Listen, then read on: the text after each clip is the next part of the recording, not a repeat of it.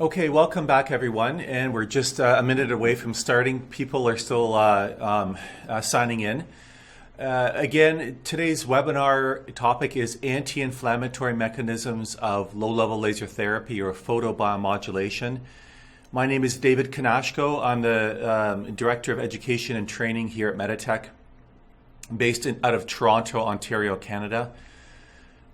I've been here about 10, 11 years. My background is as a chiropractor and acupuncturist. Prior to that, was involved in molecular biology and molecular genetics at U of T as well, including virology. So I'm finding the whole COVID-19 quite fascinating as far as the science goes anyhow. But this is not a COVID-19 webinar, so you're lucked out there, just in case you needed more information on that. So the purpose of today's webinar is to give everyone a solid background as to what inflammation is, the types of inflammation, what causes acute to linger as chronic inflammation, how, of course, low-level laser therapy can help inflammation, both chronically and acute, and lastly, how you might use our equipment to get better results with respect to treating inflammatory conditions that you would find in clinical practice or at home. So a bit of housekeeping before we start. Please ask questions, type them in, and I will get to the questions at the end of the webinar. All my webinars are recorded, and you will receive a link to watch it again if you wish, or if you need to leave early, you'll still be sent that link, that email. If you do not register for future webinars, you won't be sent a link to watch it. So for example, if you know you can't make the webinar live, still register and we'll still get you out a copy of the webinar itself. So other than that, I'd like to get started because we have a lot of material to get through. So I'm going to, as I mentioned, talk about the inflammation pathway, the differences between acute and chronic inflammation, some of the research around low-level laser therapy and inflammation, and specifically how BioFlex laser therapy can help inflammatory conditions, and we'll have time at the end for some Q&A. I usually finish up around 11:45, so it's about half an hour webinar with as long as we need to answer the questions and answers. Some of this will be a review for you. Maybe it's a review you haven't done in a long time, but I think it's important to understand what inflammation is. We, of course, know it's a normal response of the body, and it's meant to protect tissues either from infection or an injury or a disease process. The inflammatory response begins with the production and release of chemical agents by specific cells in the body, and whether that's in infected, injured, or diseased tissue. The results of these agents, these lipids actually, end up causing redness or rubor, swelling, pain, heat, and loss of function, sometimes even systemic features as well, like fever. Inflammation is characterized by a sequence of events comprising of, firstly, an induction phase, which leads to the peak inflammation, and then it's gradually resolved in a resolution phase. Notice that I try to reference, if I'm using a reference, I will note it at the bottom of the slide. You can see it here, and this will be made available to you when you get an email with a link to watching this webinar again. The induction phase of inflammation is designed to allow fast and robust immune activation that's required for effective host defense. It's initiated by the sensing of either exogenous, so outside of the body, or endogenous, inside, danger signals resulting from mechanically, chemically, or biologically induced tissue damage. Okay, so for example, mechanically, sprained ankle. Chemically, it could be a poison. Biologically, it could be a virus or a bacteria. And this is followed by the recruitment of effector cells, which initiate the inflammatory response, and this causes them to release very specific lipid and protein mediators of inflammation. The first thing that is initiated and starts is the swarming and accumulation of a white blood cell called neutrophils. And this is actually the initial stages, the very first stages of inflammation. It's critical that in order for inflammation to be resolved, you need to stop the neutrophil recruitment, which is the most abundant white blood cell or leukocyte at the inflamed area. So in other words, you want to initiate inflammation, but you don't want it to be prolonged because that causes for a much longer recovery and sometimes will lead to chronic inflammation. So resolution of inflammation seems to go along with a class switch from the production of pro-inflammatory to the production of pro-resolving or anti-inflammatory lipid mediators. The resolution phase of inflammation is essential in order to decrease the inflammation and restore the tissue homeostasis once the danger signal has been eliminated. Failure to resolve inflammation leads to chronic inflammatory diseases, which are associated with irreversible tissue damage. This is really important to understand because what you want to do with your patients is to avoid permanent damage to tissues if something becomes chronically inflamed. So your role as a clinician is to resolve acute inflammation, get the patient feeling as close to 100% as normal so they don't have long-lasting issues. So an overview of the pathway is if we have tissues or cells that are injured, then we mentioned about these chemicals are released into the bloodstream around the injured area. And this will cause a whole series of different events, including the widening of blood vessels, increased permeability of blood vessels, increased sensitivity of pain fibers, and migration of specific white blood cells into the injured tissue, resulting in redness and heat, fluids that are leaking into injured tissue. So think of this, you sprain your ankle, what happens? It swells up, right? It gets hot and red, okay? It leads to swelling, for example. Of course, there's pain, and that's because of certain chemicals being released as well. And then as the white blood cells come in, they're coming in to help damaged cells to clear that out and help new growth to occur. So for example, if you're looking at a sprained ankle, for example, essentially what's happening is you get the initial capillary widening. This, of course, leads to a temporary increased blood flow. Then along comes increased capillary permeability.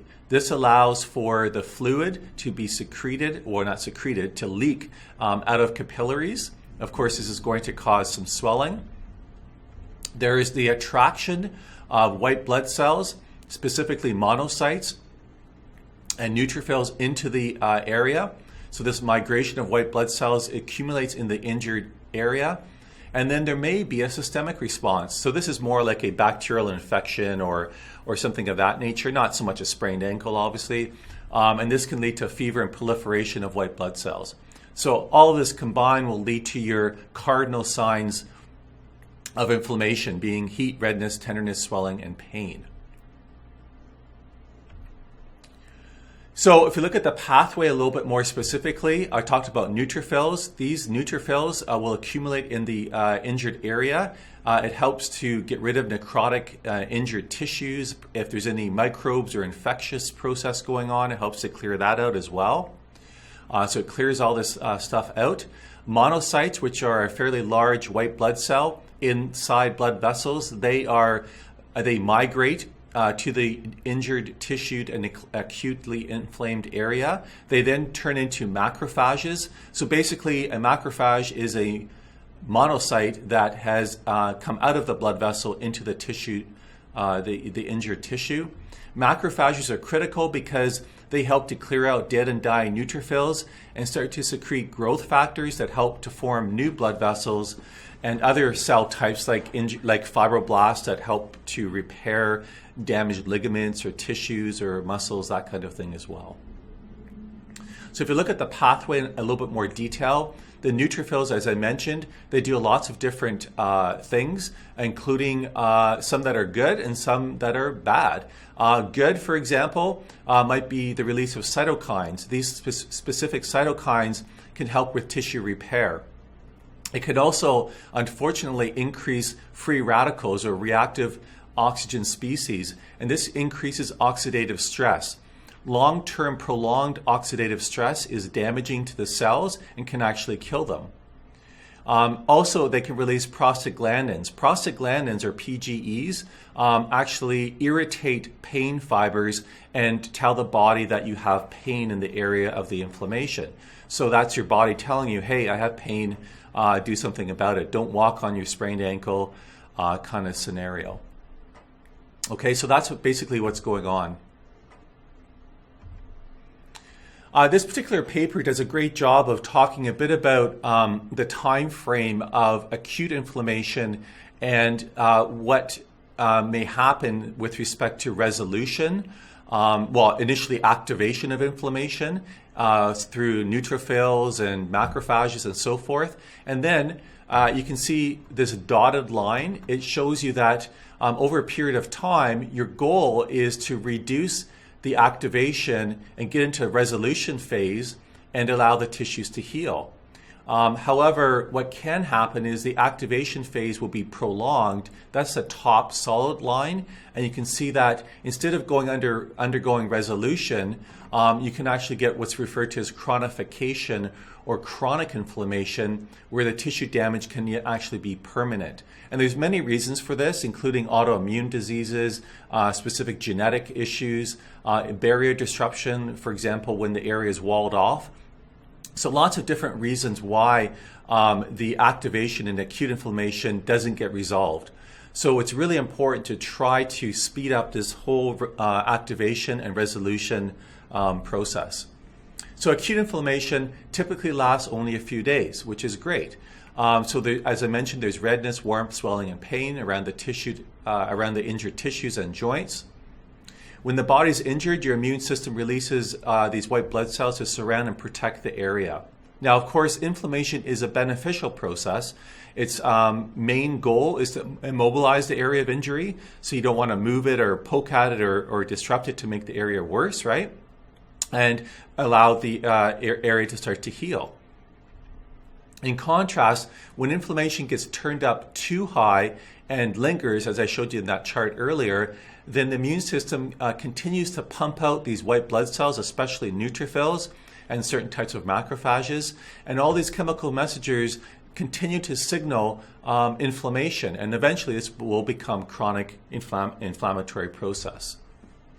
So chronic inflammation can last weeks, months, or sometimes indefinitely. And this will, of course, can lead to permanent tissue damage. So how does photobiomodulation actually affect inflammation? Many of you who have attended my webinars in the past or have done some reading about photobiomodulation or low-level laser therapy are familiar with this type of diagram. So what we're looking at here is the photons of light, which we know are in a very specific wavelength, usually 630 nanometers up to about 900 nanometers. And within that range, that window, there's specific wavelengths that seem to be better. When these wavelengths are absorbed by mitochondria, again, I'm not going into any detail here, you will get an increase in ATP, you will get a short spike of reactive oxygen species, and increase in nitric oxide. This can lead to the transcription of stress proteins that help the cell recover. It helps decrease pain and starts to produce pro-inflammatory mediators. So in other words, it alters the pro-inflammatory mediator profile to start to shift it towards the resolution and the anti-inflammatory cytokines to help resolve acute inflammation. So basically what low-level laser therapy does, initially we talked about neutrophils and macrophages. Research has shown that laser therapy can increase macrophage activity, especially a certain type of macrophage that helps speed up inflammation, and it helps to reduce the influx of neutrophils. So this is very helpful in the sort of acceleration of the inflammatory phase. Sometimes people or your patients might experience a aggravation of their signs and symptoms, especially with the first treatment.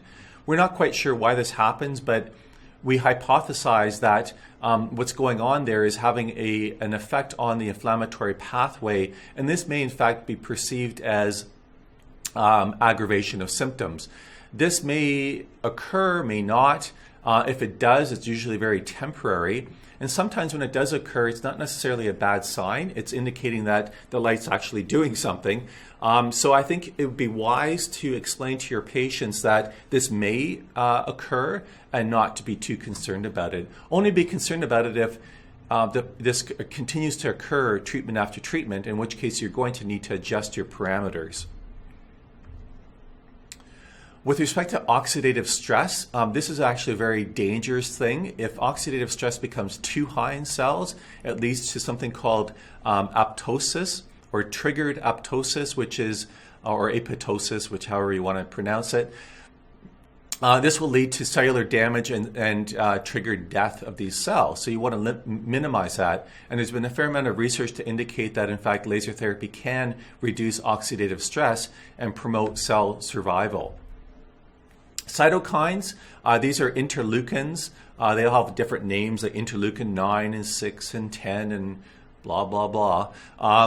We know that laser therapy can actually increase anti-inflammatory cytokines and decrease pro-inflammatory cytokines. And this, most importantly, prevents the stalling in the inflammatory phase and promotes tissue repair. So I'm going to say, out of anything that you get out of this webinar, is that you recognize the importance of treating a patient right away. Within 24 hours or sooner of the injury or the whatever it is you're treating that's causing inflammation, is treat it as quickly as possible and treat it every day. Okay, that's critical because you will get much better result than if you wait until treating them a little bit later. Now, prostaglandins I mentioned earlier, these are actually irritate pain fibers and cause pain. And research has shown that laser therapy decreases prostaglandins, and therefore your patient will have less pain and less swelling as well. So it may not be an immediate effect, but what we do find is that patients start to get less pain as we treat them because of this long-lasting effect on the reduction of irritants like prostaglandin. Looking at the research, this paper by Jan Bjordal. Jan Bjordal is out of Sweden, I believe. He's one of the well-known researchers in the field. I think he's a physiotherapist, but I may be wrong on that. But he's an extremely well-known researcher and well-respected. This particular research looked at the anti-inflammatory mechanism of laser therapy, especially its relevance in physiotherapy. So I guess he's a physiotherapist. Anyway, they looked at a whole bunch of different studies, including in vitro, in vivo, and animals. So quite a few studies they looked at. They concluded that there was strong evidence of an anti-inflammatory effect of laser therapy, and this was consistent in all of the different models they looked at. And note the wavelengths were anywhere between 633 and 904 nanometers in wavelength. Now, the magnitude of the anti-inflammatory effect of laser therapy was not statistically different than that of NSAIDs, or non-steroidal anti-inflammatories. However, it was slightly less than glucocorticoid steroids. Okay, so two things here. Number one is that the research shows that laser therapy is at least as effective as your typical NSAID that a patient might be prescribed or take over the counter. This is critical because, remember, NSAIDs work by a different mechanism, but they can damage the gut. They can damage the stomach lining. They have to be metabolized by the liver. So there are potentially side effects, and they can be a nasty drug for many people. So we know that laser therapy can actually have as just a good an effect with zero side effects. Now, interesting thing about glucocorticoid steroids is that the research has also indicated that there's moderate evidence that if the patient's on glucocorticoid steroids, it could have a negative effect on the mechanisms of laser therapy. So in other words, if a patient's on steroids, then you may not have a strong as effectiveness using laser therapy. So we actually recommend that the patient, you treat the patient and give a washout period of several days before you start to treat them. If you treat them concomitantly with steroids, then you may or may not need to adjust dosaging, and you may not have as strong an effect. Clinically, in our clinic, we've seen that, both sides. Generally speaking, we have still seen good results, even if the patient's on steroids, but oftentimes they are off the steroids, so that doesn't seem to be any issues. This is still Bjordel's paper, and if you look at the effects of laser irradiation, initially within 0 to 2 hours, there's all sorts of positive effects that can occur within the cell, including the reduction of COX-2 mRNA gene expression. COX-2 is an inflammatory pathway. Decreased interleukin-1, decreased COX-2 expression, tumor necrosis factor decreasing prostaglandins and plasminogen. You probably may or may not be aware, but these are all nasty things that cause side effects, or not side effects, but cause the inflammation process to be prolonged. So by adding laser therapy, you can actually reduce some of these nasty things that cause the symptoms in your patients. One of the examples Bjordel showed you was a control 2 to 6 hours after the injury, showing you edema and neutrophil influx, which are the black little dots on the right of the picture here. And then if you look at the one that was treated with laser, you can see that the edema is lessened, and the neutrophil cell count, again the black dots, is also decreased as well. So in fact, I don't know if it's hard to see here, but if you look at the spacing between the cells, they're more compact than compared to the spacing between, oops, you know what? I have to adjust something here. Sorry. Hopefully I'm not getting feedback. I'm starting to get a bit of feedback, so I'm going to turn things down. The distance between the cells, you can actually see, is less than on the left. So that's where the edema is lessened with laser therapy. Bjordel also shows the differences between the tertiary phase of inflammation, that is, as is going on over a period of hours, and they reiterated that lasers therapy and NSAID and dexamethasone were all about the same. So in other words, they all kind of helped inflammation compared to the control. And of course, if you're going to choose something, why wouldn't you choose something that doesn't have to be metabolized and it doesn't have to have side effects like drugs? This is a paper by Michael Hamblin. Michael Hamblin is one of the most well-known researchers in the field of laser therapy. And he, in his paper on a review of anti-inflammatory effects, said that one of the most reproducible effects of photobiomodulation is an overall reduction in inflammation, which is particularly important in disorders of joints, traumatic injuries, lung disorders, and even brain issues as well. He goes on to say that there are many cytokines and inflammatory mediators that have their levels altered by low-level light irradiation, regardless if they have pro or anti-inflammatory actions. So this is a really important point he makes. It says it seems that when inflammation is present and you add photobiomodulation, it exerts an anti-inflammatory action. However, if there's no inflammation, but let's say just tissue damage, photobiomodulation still is very helpful because it provides pro-inflammatory mediators that could help in tissue remodeling to mediate cell function. This particular paper by Alves and others looked at the effect of laser therapy on inflammatory mediators in acute joint inflammation. Essentially looked at causing destruction or joint destruction in the knees of a rat or rats, and they degraded it, and then they treated it with 4 joules of energy of 808 nanometer laser, and they either treated at 50 milliwatts for 80 seconds or 100 milliwatts for 40 seconds. Now I want you to pay close attention to a couple things. One is 50 milliwatts, 80 seconds, and the other is 100 milliwatts at 40 seconds.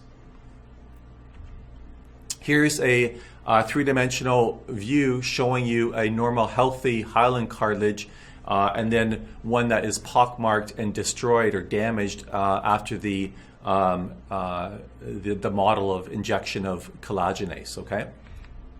So the results were a significant reduction in inflammatory cells in the synovial fluid with both power levels, a larger reduction in macrophages at 50 milliwatt power, and reductions in interleukins 1 and 6 mRNA were found, with the 50 milliwatt, that is 80 seconds, being much better than the 100 milliwatts at 40 seconds. Okay, so here's the takeaway. The longer you treat with a lower power, the better result you'll get on inflammation. All right? If you try and do a quick treatment, the results won't be as good. And this is really important. I continue to get extremely annoyed with class 4 laser therapy manufacturers and people advocating for class 4 laser therapy. They clearly do not understand the research. They do not understand the mechanisms. They don't understand the basics of how this works. All right, so it's critical to understand that if you're trying to treat inflammation, and let's face it, that's what we're trying to do with almost everyone that walks in our door, is we want to prolong the treatment as opposed to having a much shorter treatment within reason, obviously, and this helps inflammation much more. This particular paper, just one slide I want to pull out of it. And this paper looked at the Arndt-Schultz curve, or dose-response curve. And the reason why I want to show this to you guys out here was that if you look at the bottom, it's the radiant exposure in joules per centimeter squared. So 0, 2, 5, 10, 15, 20, 30. Now, I have to say that these numbers are not exact, and they only reflect the dosaging at the surface of the skin. The deeper you go, these numbers start to get a little bit higher because you need to get the light to the deeper tissues. But notice the biological response. Between 0 and 2 joules, no effect. Between 2 and 10, approximately, you will get a biological response. Notice that between 2 and 5 or 2 and 7 or whatever that number is, you're going to get optimal biostimulation. But then as you start to increase the joules per centimeter squared, or the energy density, notice that the biological response starts to lessen. And eventually you get to a point where the radiant exposure is so high that in fact you don't get the photobiomodulation effect, but what you do get is analgesia, or pain relief, a different mechanism. Maybe I'll do a webinar on that one day. Notice that as you start to increase the joules per centimeter squared higher and higher and higher, you actually eventually can get to the onset of tissue damage, like class 4 laser therapy. So again, the idea here is that there is a dose response curve, or biphasic dose response curve, that everyone needs to understand clearly in order to get really good results with their patients. Okay, so the big picture is understand laser therapy follows a biphasic dose response. Ensure your treatment has enough dosage to stimulate tissues, but not too much that will inhibit photobiomodulation. That is, if you're going for photobiomodulation. If you're going completely for analgesia, then by all means blast away and get pain relief, but unfortunately you won't be getting a lot of photobiomodulation. Ensure your treatment time is long enough, and customize and add time and power if necessary based on what I was talking about earlier.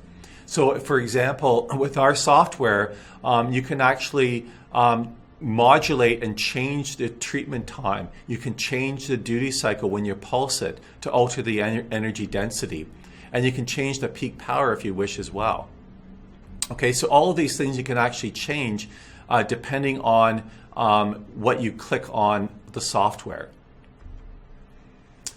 So the effects of laser therapy on macrophage phenotype, this is really interesting because macrophages come in different types, M1 and M2. Research has shown that both red and near-infrared wavelengths stimulate M2 macrophages and lessen M1. Think of M1 as the first macrophage that comes in and causes inflammation. M2 is a second type of macrophage that actually tries to resolve and reduce inflammation. So laser therapy has been known to promote M2 activity, which directly promotes anti-inflammation, angiogenesis, and tissue healing. Generally speaking, the research indicates between 1 to 10 joules per centimeter squared seems to have the best overall effect of decreasing inflammation. And here are the references for that. So another paper by Steve Young et al. Looked at macrophage responsiveness to light therapy, again, looking at different wavelengths in the zone that I mentioned earlier. And they found that they stimulated fibroblast proliferation, and that at 880 nanometers, it inhibited the release of these factors. So once you get above 870, 880, you're actually not really doing a great job of anti-inflammation or helping to reduce inflammation. I wanted to bring this paper very quickly up because it has to do with inflammation, but specifically it has to do with inflammation on a mouse model of multiple sclerosis. And I want to mention this because I think it's really fascinating, because we feel that MS is an autoimmune encephalomyelitis, so there's an inflammatory component to it. They used different energy densities and different wavelengths, and they treated 6 points around the spinal cord for up to 30 days on these mouse models. Essentially, they were looking at what was happening and potentially how this might be beneficial. The hypothesis is that when you add low-level laser therapy, it can cross the blood-brain barrier, perhaps get into the central nervous system, and have a positive effect on demyelinating lesions, on neural inflammation, reduction of nitric oxide, glial cell activation for repair, and so on and so forth. Excuse me. So they concluded that laser therapy treating daily actually markedly reduced the clinical signs of neuroinflammation and oxidative damage of the model of multiple sclerosis into central nervous system of these mouse models. So obviously they feel that it might be a promising non-pharmacological disease-modifying therapy for autoimmune conditions like MS. We have treated many MS patients and have seen tremendous results. So just as a clinical note, this might be something that you'd be interested in. So using our equipment, recall that the research I've mentioned above, that lower energy density seems to have the best overall effect for reducing inflammation. So go low and go slow. So now we need to do a bit of math, unfortunately. So remember that joules equals watts, 1 watt times 1 second. So if you look at the BioFlex Dual plus 240 array at 100% power, the red light's 1,000 milliwatts or 1 watt. Surface area is 100 square centimeter. For 6 minutes, for example, then you will get approximately 3.6 joules per centimeter squared. Now, if we look at the infrared portion of the dual array, surface area, in this case is that we're using the dual 180, 75 square centimeter, a total of 2,000 milliwatts for 6 minutes. Then we're looking at 720 joules or 7.2 joules. Now, if you pulse the light at a duty cycle, say of 50%, you can drop that down to 3.6 joules.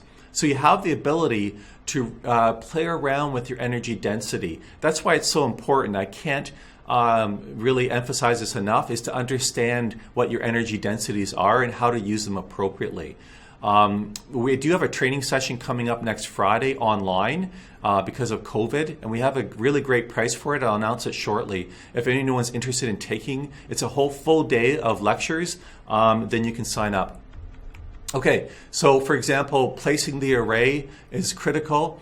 We do have inflammatory protocols. Notice that these inflammatory protocols, we use lower energy densities. You can see duty cycles of and frequency of 50-50 for the red, for example, 10-30 for the infrared. So these lower energy densities actually seem to be better for acute inflammatory reactions. Okay, sorry I sped through the last few slides. We do have some upcoming webinars for you guys. June 11th, I have a webinar on laser therapy versus shock wave therapy for lateral epicondylitis. Then I have a personal therapy system webinar on treatment of neck and back pain.